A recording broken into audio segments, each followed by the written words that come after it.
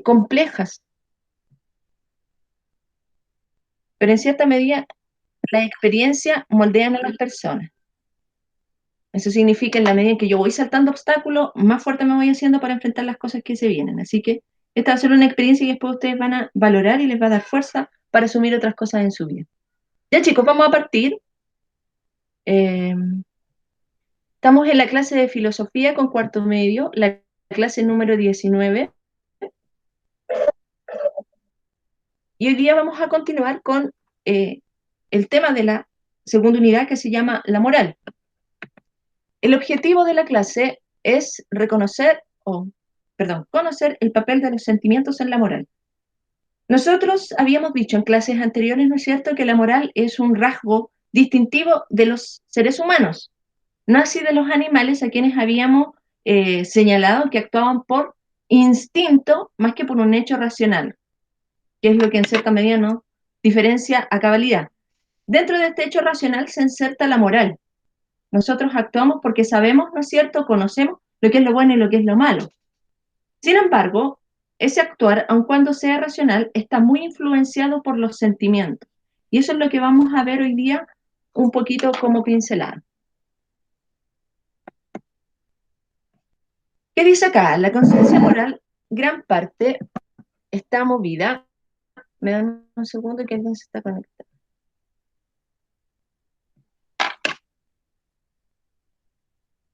Gran parte está movida, ¿no es cierto?, o está motivada por aspectos emotivos que nos inclinan a actuar de manera correcta. Les voy a poner un caso. Supóngase que usted necesita, ¿no es cierto?, dinero para salir o para comprar algo. Usted sabe que robar es malo, ¿cierto? Pero tal vez una persona roba a otra porque no la conoce, porque no tiene ninguna como vínculo afectivo. Sin embargo, robar a la mamá, robar a alguien que quiere más, lo va a frenar un poco más. O una persona tal vez puede ser agresiva con otro, pero no va a ser agresiva tal vez con los que quiere. Y va a marcar, ¿no es cierto?, ahí una distancia. ¿Por qué? Porque ese afecto, ese vínculo que tiene con un otro, hace o le pone un freno, como una barrera. Así, ¿no es cierto?, sucede que los sentimientos y las emociones me inclinan hacia lo bueno y me inclinan y me provocan rechazo hacia lo malo e incorrecto. Cuando yo veo situaciones, ¿no es cierto?, que en cierta medida me generan como una repercusión emocional, o me da pena, o me da, ¿no es cierto?, como angustia, o esta rabia de pronto de las injusticias, me inclinan a hacer acciones buenas. En cambio, me genera rechazo muchas veces las acciones que van en contra de eso. No sé, alguien, por ejemplo, que actúa mal, cuando yo miro, ¿no es cierto?, una situación, me genera un cierto grado de rechazo cuando no va de acuerdo a lo que yo emocionalmente, ¿no es cierto?, valoro o siento por justicia, ¿no es cierto?, o por alguna acción de ese tipo. Siempre las personas, ¿no es cierto?, o la acción de las personas muchas veces está ligada por el sentimiento. Por ejemplo, vuelvo a poner un caso así bien coloquial. Me puede gustar una persona, ¿no es cierto? O puedo tener como feeling con otra persona, pero si estoy comprometida tal vez no me voy a meter en otra relación porque pienso que le voy a hacer daño a un otro. Y ese otro yo lo quiero. Entonces no quiero que sufra si me descubre. Por ende me reprimo. Y ahí entra, ¿no es cierto?, la emotividad. Porque yo estoy pensando, estoy sintiendo, estoy empatizando con un otro. Por eso no estoy actuando mal. Aun cuando me gustaría, ¿no es cierto?, también salir con otro tipo y hacer otras cosas. Pero por el otro que está a mi lado, que es mi pareja en esa situación, me reprimo y no lo hago y actúo de manera correcta o lo que uno esperaría. Preguntas hasta acá. ¿Se va entendiendo por qué los sentimientos son importantes a pesar de que la moral es una situación racional? Sí, profe. Ya, perfecto. Sigamos entonces. Gracias, chicas, por responder. Entonces los sentimientos son súper importantes. No son como cualquier cosa dentro de este plano de la acción moral. De hecho, la misma conciencia moral, que era lo que analizábamos anteriormente, en clases anteriores, cuando yo me enjuicio a mí mismo de si actué bien o no actué o actué mal, yo también siento, ¿no es cierto?, pena, angustia cuando la embarro, cuando actúo mal, cuando paso a llevar personas. Y me siento culpable, y me deprimo, y lloro, ¿no es cierto? Porque la moral igual repercute, ¿no es cierto?, en el plano afectivo. No es simplemente que yo raciocine y diga, oh, actúo mal. Y me quedo así como una persona como fría, robótica. Eso no es normal, ¿no es cierto? En general las personas tienen repercusiones emocionales fuertes cuando cometen errores. Entonces, el emotivismo moral es como se denomina esta teoría cuando los sentimientos influyen en mover las acciones morales. Yo puedo conocer lo que es justo, puedo saber lo que es justo, pero si no tengo como una inclinación, un sentimiento que haga que eso que se valore, que me mueva, de pronto no lo voy a practicar o me va a dar lo mismo. David Hume es quien postula esta teoría, ¿no es cierto? Y él dice que las acciones se fundamentan por las emociones, pasiones, deseos y afectos, es decir, por todo este como círculo de afectividad que nos componen como seres humanos. La razón, dice, solo puede descubrir relaciones, es decir, la razón me explica, ¿no es cierto?, lógicamente lo que es esto, lo que es esto otro, puede comparar, calcular, pero no mueve la voluntad. Mover la voluntad significa actuar, es decir, moverme porque yo quiero hacer esto, porque me parece justo, porque me parece bien. Eso pasa desde un sentimiento, no desde una condición racional. La razón, dice Hume, conoce, ¿no es cierto?, todo lo que en cierta medida puede estipular la moral, perdón. Pero el sentimiento es lo que me va a determinar a actuar, esta emoción que tengo dentro de mi corazón, por decirlo de alguna manera. Por eso muchas veces se producía como esta como escisión, y también lo vimos en clases anteriores, entre el deber y el querer o el interés. El deber, por ejemplo, o lo que me dice la norma moral puede ser una cosa, pero mi interés, mi querer, mi voluntad, y dentro de ella, ¿no es cierto?, esta emotividad, me inclina hacia otra cosa. Por eso también las normas morales van cambiando con el tiempo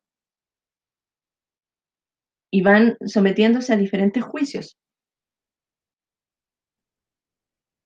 ¿Qué es lo que nos dice, no es cierto, además este autor? Que el ser humano es una unidad, en cierta medida uno no puede decir esto está separado de racionalidad y emotividad por otro lado como si fuesen dos cajones distintos. Hay una cuestión, ¿no es cierto?, que es como un vínculo, algo pastoso, ¿no es cierto?, en el cual yo no puedo separar lo que es netamente racional o que alguien actúe netamente emotivo. Cuando yo tengo, ¿no es cierto?, esos dos extremos muchas veces chocan un poco con la realidad. Los sentimientos, ¿no es cierto?, como esta emotividad que me lleva a actuar de determinada manera, es tan importante porque me sirve a mí para pensar en mí mismo, cómo estoy haciendo las cosas, pero también en cómo el otro va a interpretar lo que yo estoy haciendo. Si yo, por ejemplo, actúo netamente por emotividad todo el tiempo, obviamente una persona va a poder decir, sabes que esta persona no actúa de manera racional. O si yo actúo siempre de manera racional, ¿no es cierto?, y sin ningún atisbo de emotividad, una persona puede decir, sabes que esta persona es demasiado fría, no tiene sentimiento, aun cuando tal vez esté actuando de manera correcta. Uno como ser humano no se puede desligar de una cosa por otra. Y asimismo, dice más abajo, nuestros sentimientos contribuyen a evaluar nuestras acciones. Es lo que les señalaba recién, lo de la conciencia moral, o sea, el del juicio moral, perdón. Porque yo, por ejemplo, puedo tener, ¿no es cierto?, ciertas acciones que vayan muy de acuerdo a mis intereses, pero si no van de acuerdo a ciertas normas, o cuando yo paso a llevar como ciertas personas, como les decía recién, a las que aprecio, eso va a generar que yo me sienta mal como persona.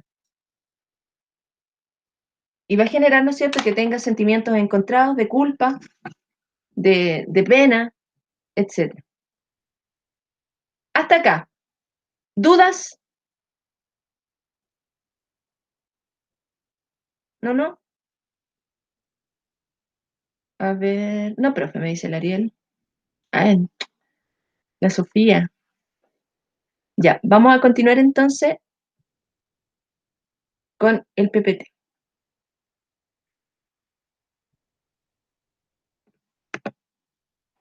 Cuando yo, ¿no es cierto?, tengo ya una forma de actuar que es manera reiterada de realizar mis cosas, mis acciones, yo me voy forjando un carácter moral.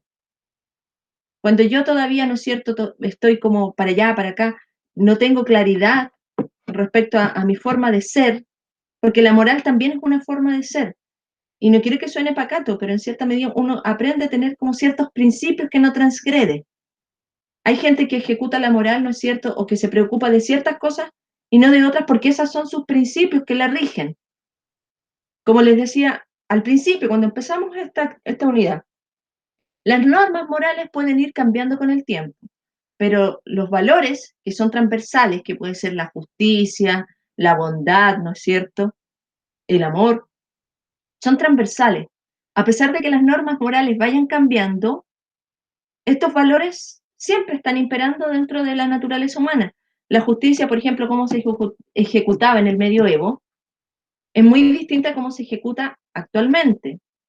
En el medioevo, no sé, mataban a las personas en la plaza pública para darles una, ¿no es cierto?, noción al resto de la ciudadanía de que eso era lo correcto, que cómo se iba a castigar a los que no obedecían la ley. Y se dan cuenta que eso era una forma correcta, en ese tiempo no estaba como eh, sancionado, no había como una conciencia moral de que eso fuese algo incorrecto. Sin embargo, con el transcurrir de los años, diferentes ideas se fueron insertando y actualmente si usted mata a alguien en la plaza pública, aun cuando sea un acto entre comillas de justicia, va a ser sancionado. Porque la justicia, ese valor que siempre ha estado presente en la humanidad, ha cambiado su ejecución dentro de la norma moral.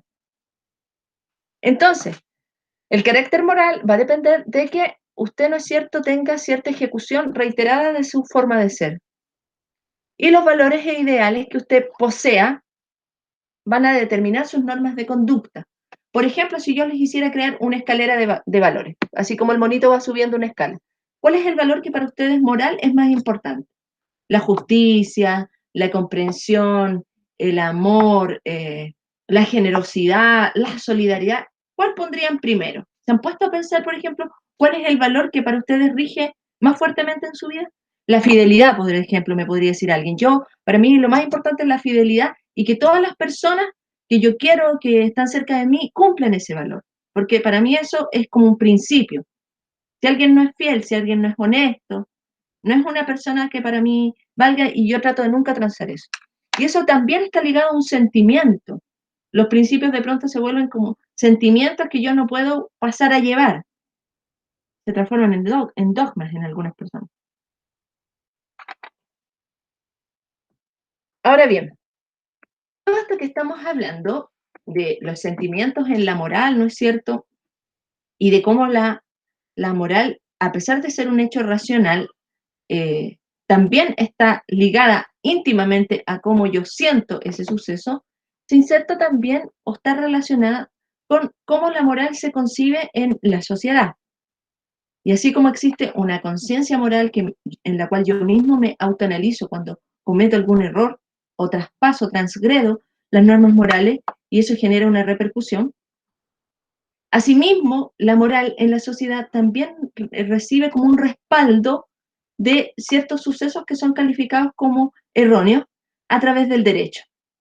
Yo, por ejemplo, voy y mato a alguien, además de tener una conciencia, ¿no es cierto?, que me voy a autosancionar, de que va a haber un juicio moral de la ciudadanía, la eh, civilidad, podríamos decir de alguna manera, o la organización de las personas ha hecho que ese suceso sea sancionado de acuerdo a la ley. Entonces, la moral también tiene ciertos aspectos ligados a la ley y al derecho. ¿Por qué? Porque si yo mato a alguien voy a ir preso, ¿no es cierto? O si robo, si defalco, que me descubren obviamente, voy a ir preso. Entonces, este deber que me da la moral, que es una obligación de actuar bien y evitar lo malo, es correlativo, es decir, está ligado a lo que el derecho impone. Es decir, si yo traspaso el actuar moral por diferentes motivos, el derecho me puede exigir algo. Y en el caso de que yo robe, voy a tener que responder. En el caso de que yo calumnie, voy a tener que responder, porque el derecho, ¿no es cierto?, me está exigiendo que yo dé cuenta de mi actuar moral. Preguntas, porque me da la impresión que ahí pueden haber dudas.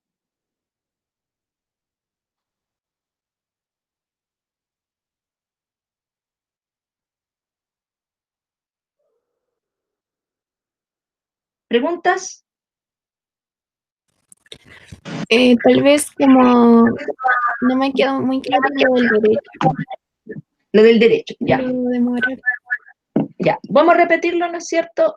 Lo que esto significa. Mira, decimos, ¿no es cierto?, que si bien la moral es un hecho racional, este hecho racional también está ligado a la emotividad, porque la emotividad, ¿no es cierto?, es lo que mueve el actuar moral o lo frena. Yo no voy a actuar mal con alguien que quiero porque en el fondo ese vínculo me pone como una barrera. Sin embargo, si yo actúo mal en una sociedad, esa sociedad me va a sancionar, ¿no es cierto? Y para sancionarme la sociedad tiene ciertas leyes. La moral también tiene un fundamento que es legal y eso se denomina derecho. Es decir, como vuelvo al ejemplo, si tú, por ejemplo, en el caso que tú robes un banco y te descubran y te apresen, la ciudadanía, ¿no es cierto?, va a decir, oh, este es un ladrón, una persona deshonesta y bla, bla, bla, te va a calificar. Pero eso no va a quedar ahí, no va a quedar en una sanción netamente social, de palabra. El derecho o la ley que se construyó a partir de lo que las personas consideran malo, te va a dar una sanción. Y en ese sentido, el deber o la moral está siempre ligado a la ley, al derecho. Ahora, no todas las cosas tienen un peso legal, o una sanción legal, perdón. Por ejemplo, si usted es infiel a su pololo, nadie la va a meter preso. ¿Se da cuenta? Pero si usted va y mata a una persona, usted va y atropella a una persona, sí, ese tipo de hechos que son moralmente incorrectos van a tener una sanción. Y eso es lo que, en cierta medida, es como la moral que podríamos hablar, o la sanción de la ciudadanía, la moral como de una característica más bien universal. Porque si usted va y mata en Argentina o mata en Holanda, también va a tener una pena. ¿Se da cuenta? ¿Quedó más clarito ahora, Jaime? Sí, gracias. Ya. profe. ¿Alguien más? ¿Ya? ¿Alguien más tiene dudas?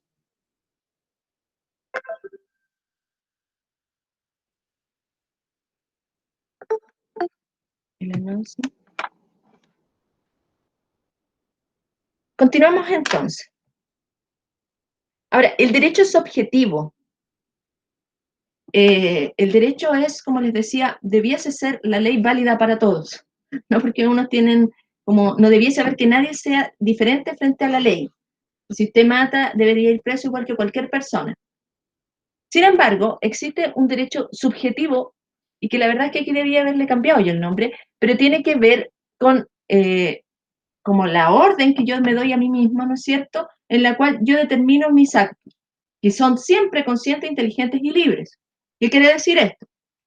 Que si a mí me obligan a actuar de determinada manera, porque me ponen una pistola, supóngase, en la cabeza, yo tal vez me voy a poder eximir de la pena, ¿no es cierto?, o mi acción.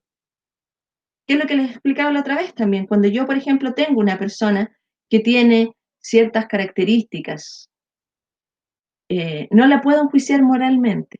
Por ejemplo, si tiene un retraso cognitivo, no puedo decir, ah, esta persona está actuando mal, porque esa persona no se da cuenta de cómo está actuando. La moral tiene como escalas, también tiene etapas de desarrollo.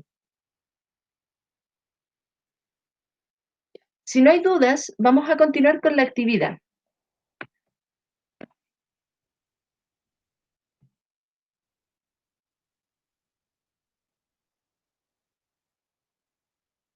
La moral es algo que uno siempre puede estar enjuiciando y que uno siempre puede estar evaluando. No es algo netamente que se evalúe uno a sí mismo, sino que también puede evaluar la ley, puede evaluar ciertas cosas sociales, ¿no es cierto?, y determinar si las acepta como buenas o malas.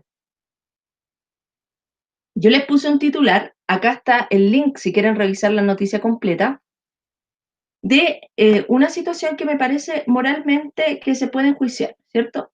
Dice, Parcos obligará a que todos los niños de 0 a 6 años tengan vivencias sexuales a través de juegos eróticos. Esto se da en el contexto de escuela. El gobierno del cuatripartito nacionalista quiere obligar a todos los centros de Navarra a impartir el programa Escolae, en el que imponen su ideología de género. Esa es la noticia. O sea, perdón, ese es el titular de la noticia. ¿Qué es lo que yo quiero que ustedes hagan?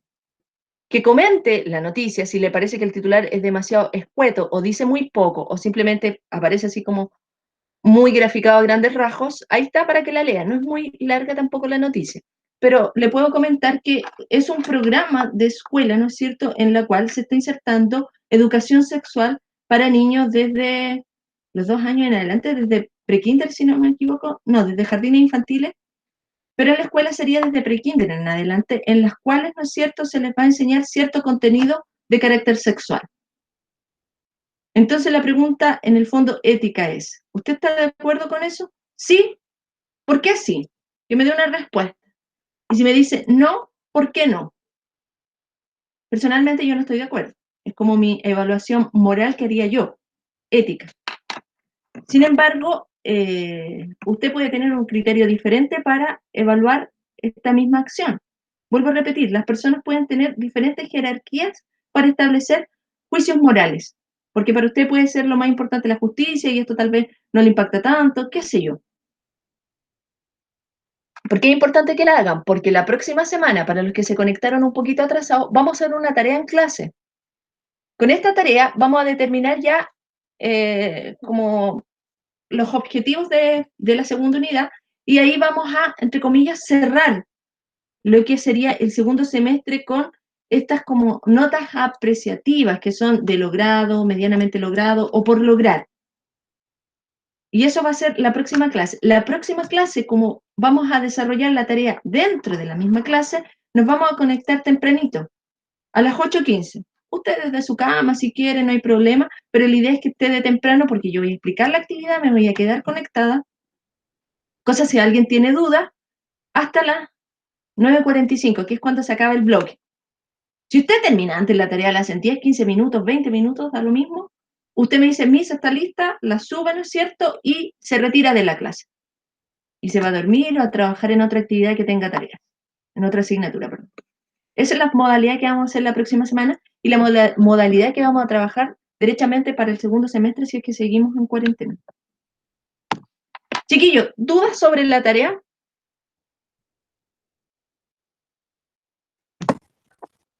No, profe, yo se lo envié, no sé si le llegó. No alcancé a revisar temprano la parte de tareas, Javiera.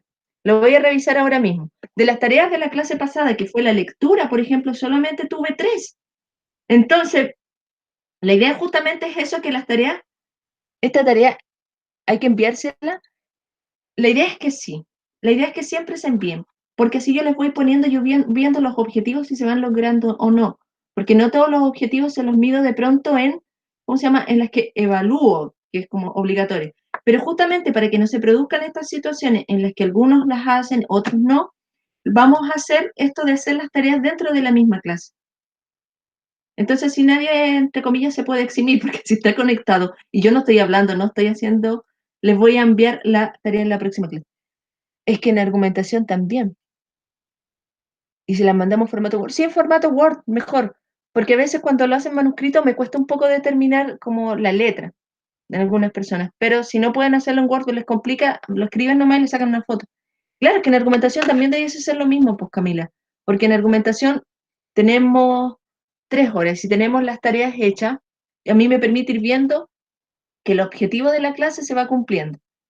Ahora, en argumentación recuerde que este jueves sí o sí tenemos una tarea que vamos a hacer en clase, que es un trabajo evaluado, y ese sí o sí lo tienen que hacer, y lo vamos a presentar, porque con ese ya vamos a cerrar, porque vuelvo a repetir, en argumentación nos toca un jueves feriado, y nos toca el 23, que sería el último para ver las cosas pendientes.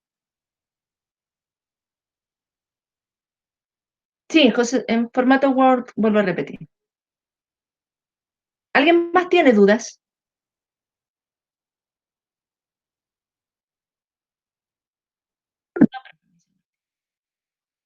Ya. Entonces, chicos, nos vemos el próximo lunes de temprano. Yo de todas maneras voy a avisar en el Classroom para recordarles y ahí vamos a hacer esta tarea, que va a estar muy ligado a lo que estamos haciendo ahora. Este es como un preámbulo. Les voy a poner, ¿no es cierto?, un caso en el cual ustedes justifiquen su forma de ver la situación desde una perspectiva ética, por qué están de acuerdo, no están de acuerdo, y tal vez vamos a poner una sentencia o un texto cortito, muy cortito. Ya chicos, los dejo entonces, cuídense mucho, Que estén muy bien y nos vemos la próxima semana. A los de argumentación los veo el jueves. Chao, chiquillos. Cuídense Chao, mucho. profe, cuídese. Chao, chao. Igual ustedes. Vamos a dejar de grabar, que siempre se me olvida. Chao, Anaís. Chao, Ariel. Chao, Josefa.